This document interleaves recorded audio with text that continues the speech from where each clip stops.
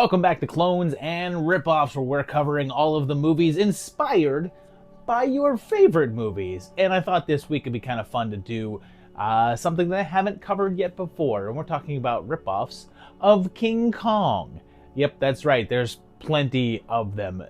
My list of movies to consider for this one was pretty big, but I got it down to 7 of them. So let's check it out. And I don't know, see what this monkey business is all about. Number 7. In 1976, there was that King Kong remake that came out. So even back then, people were looking to do the whole mockbuster thing of timing up a release to confuse people. And as such, that same year, we got King Kung Fu. Although I'll talk a bit later about how that timing didn't exactly work out. It has a martial arts master, and he has this gorilla named Jungle Jumper, and he's taught him karate, but wants to get rid of him. He decides to ship him off to New York, changing his name to King Kung Fu as a goodwill gift, and he's set on tour to be on display. But there's a couple of reporters who are having hard times and realize that his story is similar to King Kong. They decide to make names for themselves by setting the guy free and then capturing him again to play heroes, and it's treated as a comedy.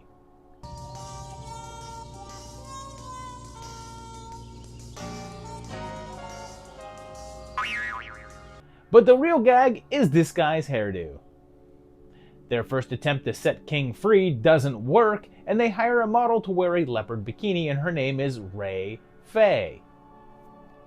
Get it? He does get loose, and I guess I should mention the Jungle Jumper isn't a giant ape. He's regular size. Well, I mean, he's actually the size of a man in a gorilla suit. He uses martial arts on the police to escape, but doesn't seem all that interested in rampaging, and is just put back. Finally, though, at like 45 minutes into the movie, he actually does get away and starts roaming around, and for some reason, talks?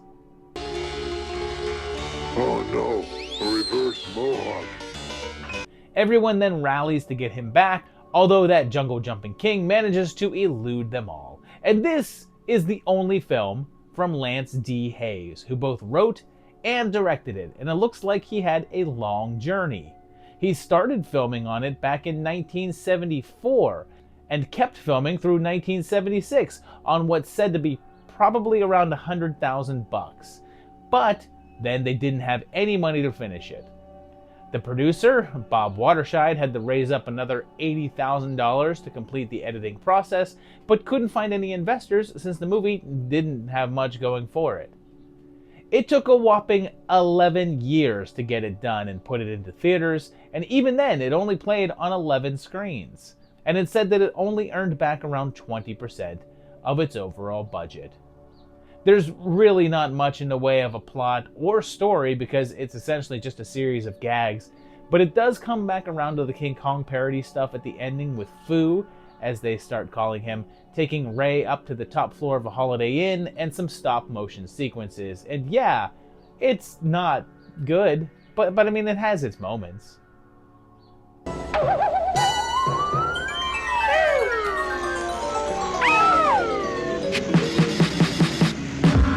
Number 6. Okay, so now we'll go ahead a bit because in 2021, Godzilla vs. Kong came out. So we got another direct ripoff with that year's Ape Versus Monster. So very, very subtle. It begins with a space shuttle landing in New Mexico, and whatever's inside smashes out of it. Eric Roberts is in this because, of course he is, and he's the head of the NSA. And the shuttle was a joint mission between the US and Russia back in 1985, but they lost contact with it back in 2007 and sent a team out to the crash site. And I guess the leader of this official military squad is just wearing blue jeans. They find the shuttle empty and look for the subject, said to be a chimpanzee named Abraham. Well, they find him, but he's now grown quite a bit. And then there's this weird green fluid everywhere. That night, though, a giant Gila monster comes across the crash site and drinks up some of it. They capture the chimp and start to study him, but later on it appears as if that dude is less Gila and far more monster now, eating people. It has a very Godzilla-like look, or I guess I should say Zilla, since it most closely resembles the '98 American version. But then, Abraham also escapes, growing even bigger, and he's smart enough to remove his own GPS that they implanted on him. When both of the monsters begin rampaging, they try to figure out how this all began, but they also determine that they're being controlled by some sort of alien force sent towards Washington, D.C., and they realize that they have to somehow disrupt that signal so that they can have Abraham on their side and fight that silly monster. And this is about as official a mockbuster as you can get, because it's from the Asylum, and they're definitely known for knockoffs of more popular films. And in fact, it's their entire brand. This particular entry was by Daniel Lutzko, and he's done quite a few TV-style movies, but none that are genre films, although he did do a couple of other Asylum flicks, but more action-oriented ones. It was released on April 30th, 1 month after Godzilla vs. Kong, which is a little weird because their gig is usually to beat their inspiration films to the theaters. This must have been popular because it got 2 sequels. Ape Versus Mecha Ape came out in 2023, with 2024 giving us Ape x Mecha Ape New World Order to compete with Godzilla x Kong The New Empire.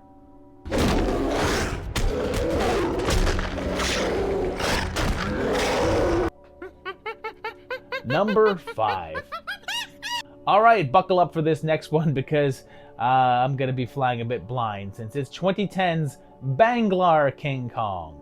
I say that I'm flying blind because even though it's from 2010, it looks like it's from the 80s. And that's because the best quality of it that I could find is a crappy version on YouTube with no subtitles. So, let's see what sense I can make of it. Like, there's an IMDb page for it, but it's remarkably empty. So there's this lady and her dad and this man who I will refer to as Fanny Pack makes them an offer, and I'm going to assume that he's the Denholm character and recruits both her and this guy here for their film. But then, prepare yourself because we're on a boat, and oh yes, there's a musical number. Yahoo! Yeah! Hey!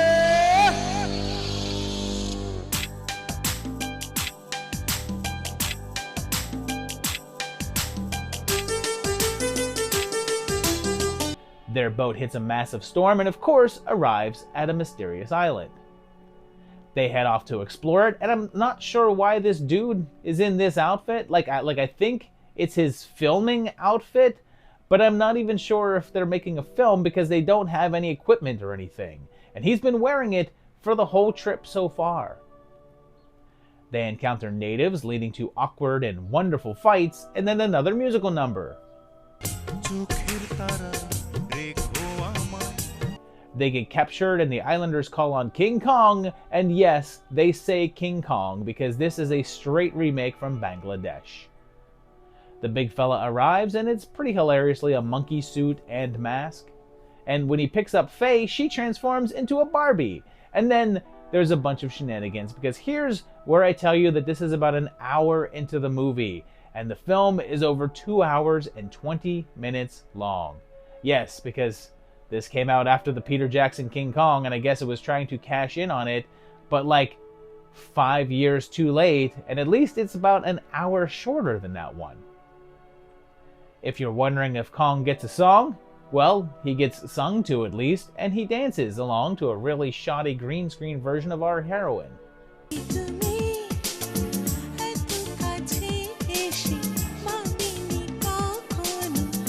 I should point out as well that I think at points that Kong has an articulated mask with eyes that close, and then at other times they appear to be composited in there.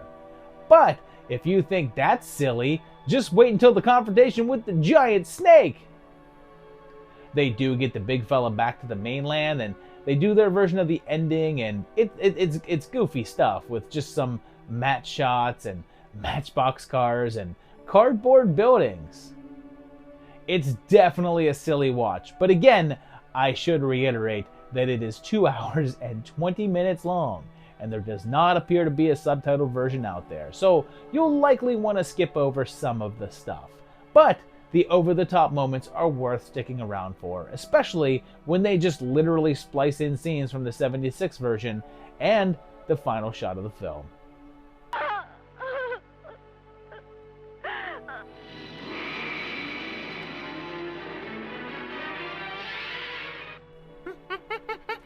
Number 4. Now, let's get a bit weirder as we go back to 2006, just 1 year after the Jackson version, and oh yeah, it's Kinky Kong. It starts in the exact way that you would expect a movie called Kinky Kong to start, and that's with a softcore film shoot of 2 busty women enjoying each other's company. There's this filmmaker, and his name is Seymour Ass, because of course it is, and he's getting ready for a new film that he says is unlike any other, but won't tell the crew the location. When his main actress drops off at the last minute, he goes to the streets to find a new one, and he does with Fanny Sparrow, and sees her trying to shoplift from what I guess a street vendor sex stand called Wanko-Rama. She agrees, and they start shooting, and then set off in their boat. It's just a little cabin cruiser, but when they cut to what I think is meant to be the kitchen, it's very clearly a whole other location. A location for a lesbian sex scene. They do the whole thing where they reference terrible movies and then look at the camera, which is reaching "he's behind me, isn't he?" levels of painfulness. The great Seymour Ass would never put himself in the position of making a terrible movie.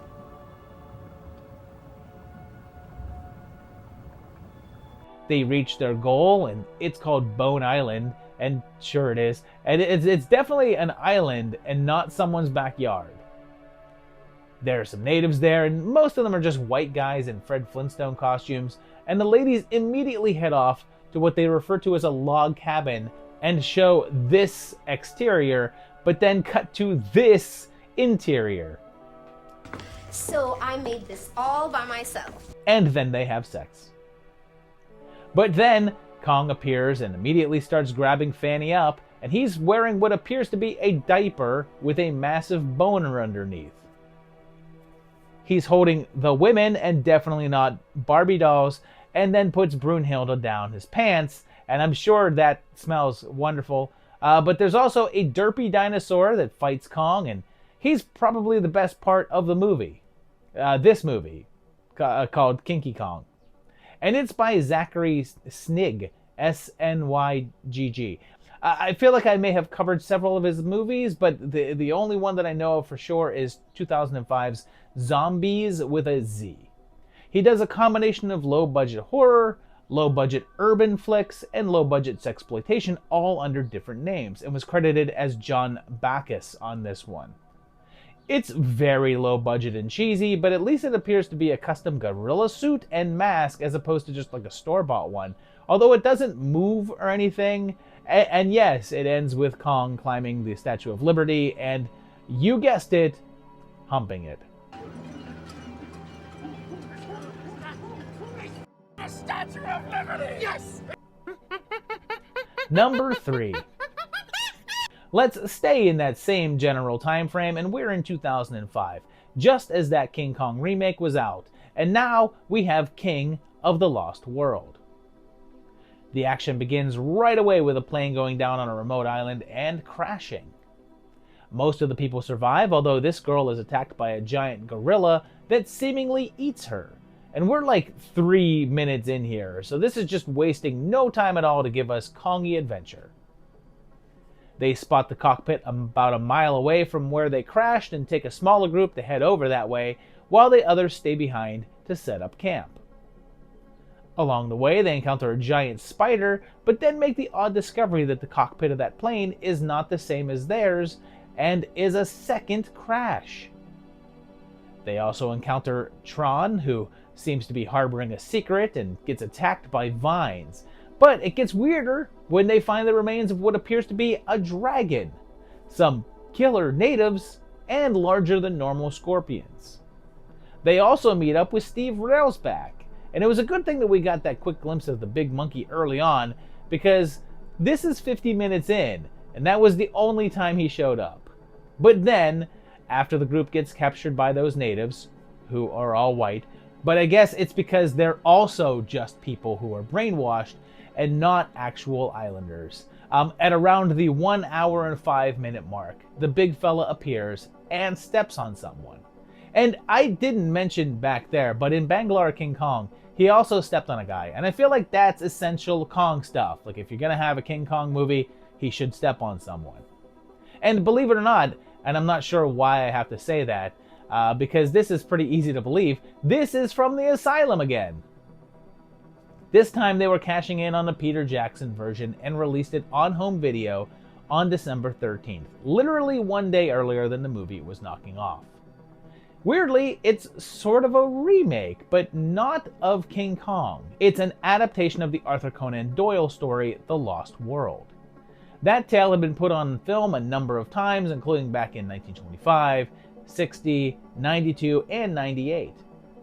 A large number of alterations were made to the written form, including a very obvious one with adding a gigantic gorilla into it, an aspect that is nowhere to be found there, and it was simply inserted to clone King Kong and put a big ape on the box art. It had a little bit bigger budget than usual for the asylum at $1 million, and it is a little bit better than usual, although it's still silly and cheap and has way too little Kong in it. And also, it was only called King of the Lost World in its initial US release and was released internationally as Syndrome of the Trespasser Island, which is just a terrible title. Number 2. Let's go old school again and look at one that actually wasn't made in a direct answer to a different film coming out, and it's 1961's Conga. There's a plane crash in Africa in which the pilot is presumed dead, but a year later Dr. Decker is revealed to still be alive, and he's Alfred Pennyworth. He claims that while lost, he found a way to increase the size of plants and animals and has brought back a chimp named Conga to test his theory out. He has these plants with him and says that they may hold the link between flora and fauna, and they grow really quickly into these things that appear to have tongues, and also some Venus flytraps, and he extracts their serum and injects it into Conga. He starts growing, like, instantly, and Decker is also a professor at a school, and the dean is worried that his theories will bring bad publicity to the school.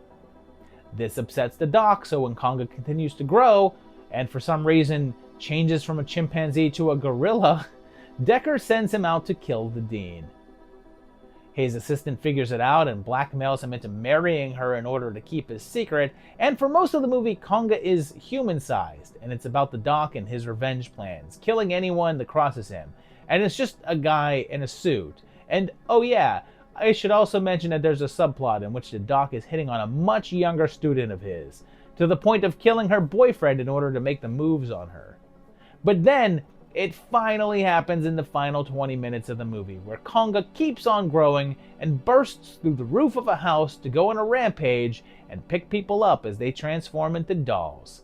And yeah, for a really large chunk of this, it doesn't feel anything like King Kong, and is more like the Ape or something, and it's by John Lamont, and was one of only a couple of films that he directed. It's really the only thing in his roster like it, and a good chunk of his work was TV related. Even though this one didn't have a ton in common with Kong, they made a movie about a giant gorilla and called it Conga. Not only that, but they took every chance to shout out the similarities in the marketing. The poster screamed, "Not since King Kong has the screen exploded with such mighty fury and spectacle."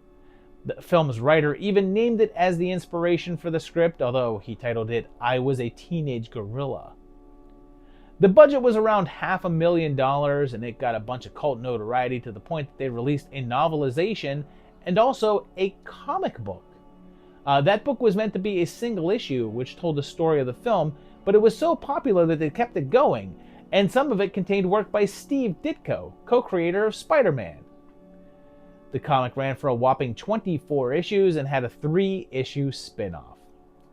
Because of the Ditko works, that comic has gone on to a much longer life and notoriety than the film itself.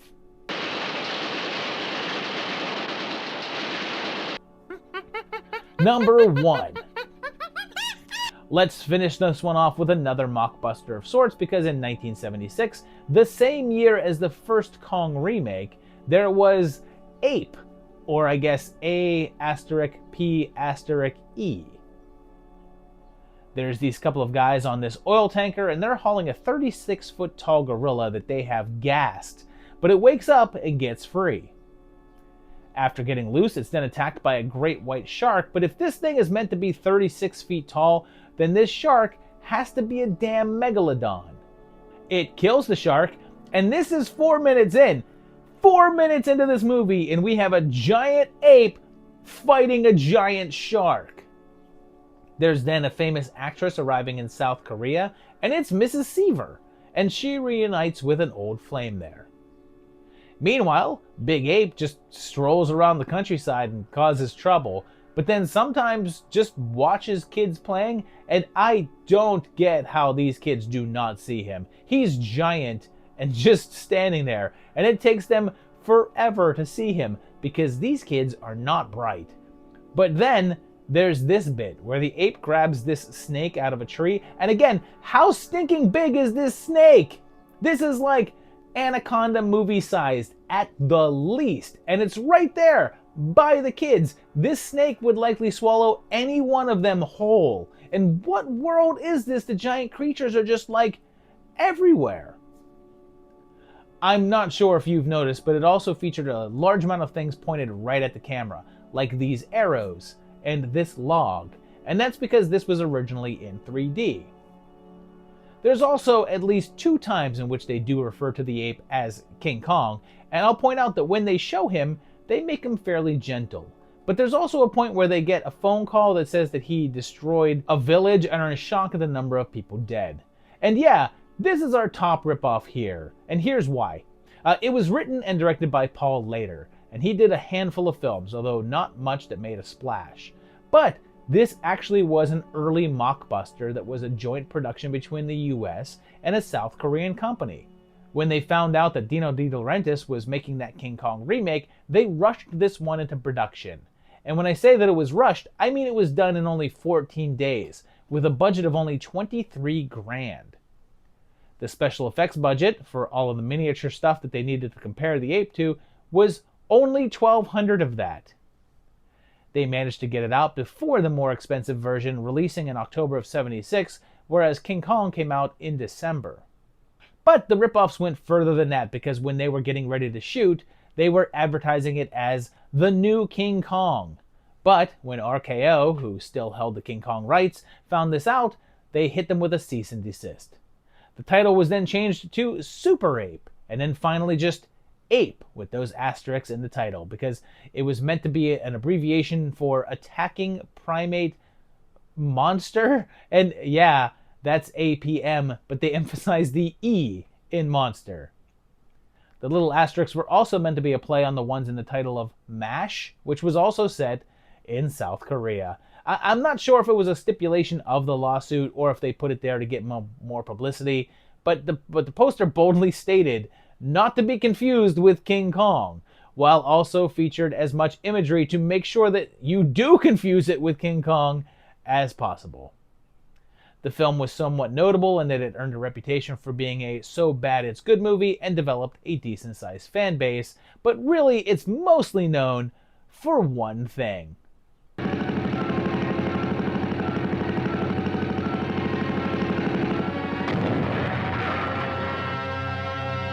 So there you have it, 7 movies that rip off King Kong pretty unashamedly. And yep, these were actually quite a bit of fun. I thought these were a blast. I don't know, there was quite a few in here that I liked.